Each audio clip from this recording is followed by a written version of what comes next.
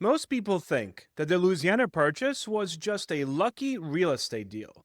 Jefferson gets half of a continent for pocket change. But the part that rarely gets spotlighted is just how shaky the whole thing was. How Jefferson bent his own rules to grab it, and then how he immediately had to send two young captains into the unknown to figure out what he'd actually bought. Welcome to America 250, the series that walks through the 25 moments that truly shaped the country right as we're headed toward our nation's 250th anniversary in 2026. I'm Peter Zablocki from the History Shorts podcast. If you're already listening to my daily episodes or you watch the shorts on YouTube, then you know just how I like to work.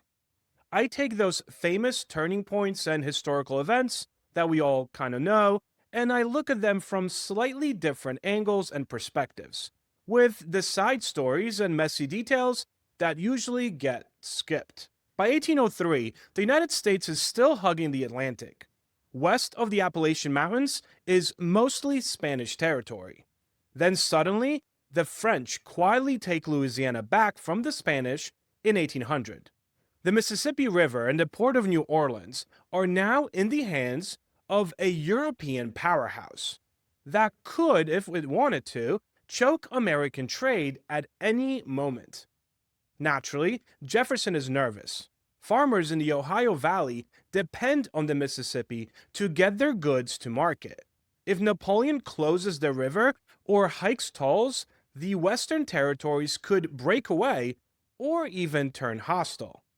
In 1802, Spain briefly blocks American access to New Orleans on French orders, and panic naturally spreads.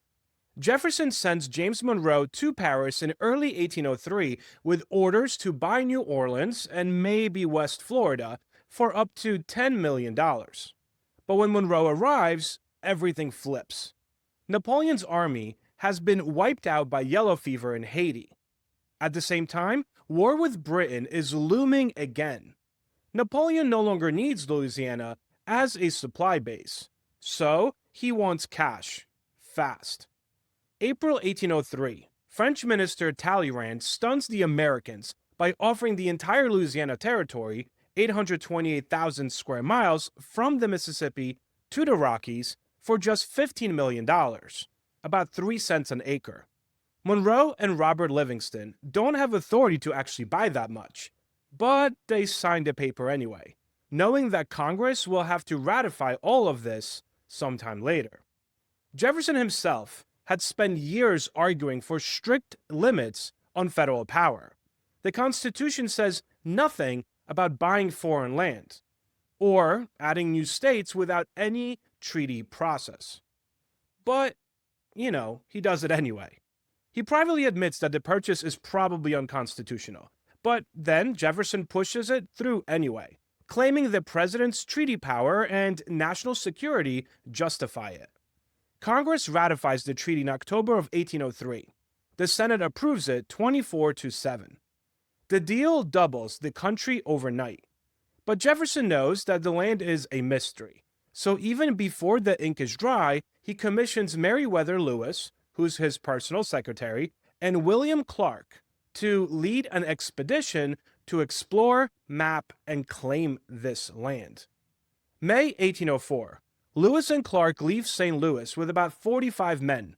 Sacagawea, the Shoshone woman, who joins them later with her baby, and then a small flotilla of boats.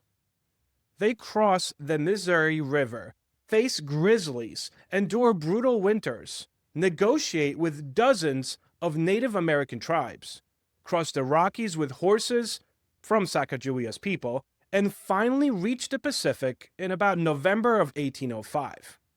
They then return in September of 1806 with maps, journals, plant and animal specimen, and proof that the territory is vast, fertile, and full of resources.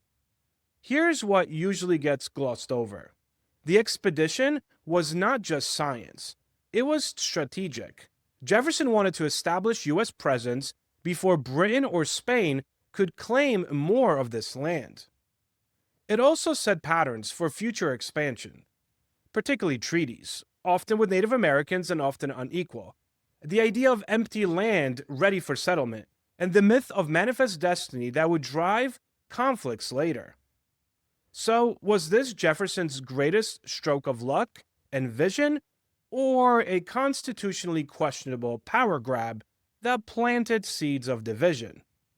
As has been the case with these events so far, probably both. Without the purchase and the expedition that proved its value, America likely stays a narrow coastal nation.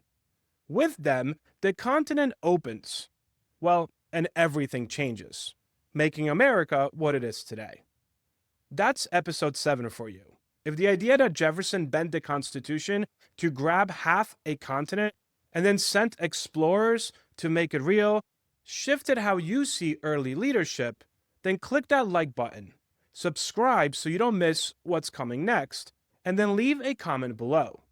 Smartest move of his presidency or a dangerous overreach and precedent? Thanks for watching America 250, and I will talk to you all again next week.